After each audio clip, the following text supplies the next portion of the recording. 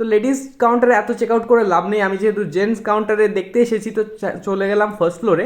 আর first ফ্লোরে গিয়ে দেখলাম এখানে কিডসের কাউন্টার রয়েছে, আর কিডসের জ্যাকেটগুলো আর সোয়েটারগুলো খুব কিউট কিউট ছিল। প্রথমে বিশাল মার্টে এন্টার করার পর ভেবেছিলাম মেয়েদের কালেকশনই ভালো রয়েছে, বাট কিডস কাউন্টারে এসে এদের এত সুন্দর কালেকশন দেখে আমার মাইন্ডটাই পুরোটা চেঞ্জ হয়ে গেছিল।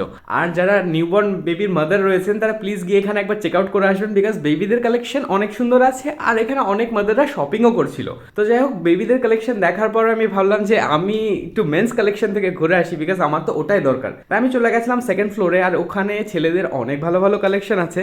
বাট একটা কথা বলে দিই, ভালো কালেকশন থাকলেও প্রাইস সেগমেন্ট কম থাকলেও না, ইয়াং জেনারেশনের ছেলেরা যেমন ট্রেন্ডি জ্যাকেট বোম্বার জ্যাকেট পছন্দ করে, তেমন এখানে অত বেশি কালেকশন নেই।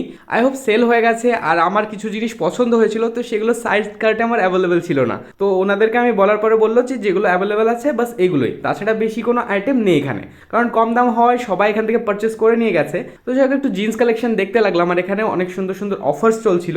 বাট এখানকার সোয়েট শার্ট আর টি শার্টগুলো ফুল স্লিভ যেগুলো ছিল সেগুলো বেশ ভালো ছিল আর ট্রেন্ডি স্টাইলে ছিল, আর এখানকার শার্টগুলো বেশ ভালো লেগেছে আমার কাছে দেখতে। তো চলো একটু তোমাদেরকে ঘুরিয়ে ফিরিয়ে দেখায়। আর কারা কারা তোমরা বিশালে শপিং করতে গেছো প্লিজ আমাকে একটু কমেন্টসে জানিও। তো শার্ট প্যান্ট সবই দেখলাম। তো এই সাইডটা এসে দেখলাম যে জুতোর তো এখানে একদম পুরো মহারাশি কালেকশন রয়েছে, এতগুলো জুতো একসঙ্গে দেখে আমি অবাক হয়ে গেছিলাম। আর এখানে শুধুমাত্র স্লিপার্স চপ্পলস স্যান্ডেলস আর স্লাইডস পাওয়া যাচ্ছিল তেমনটা না, এখানে দেখো একদম হাটের মতো করে ঝুড়ি ঝুড়ি ভর্তি চপ্পল হাওয়াই স্যান্ডেল সবকিছুরই স্টক অনেক বেশি ছিল।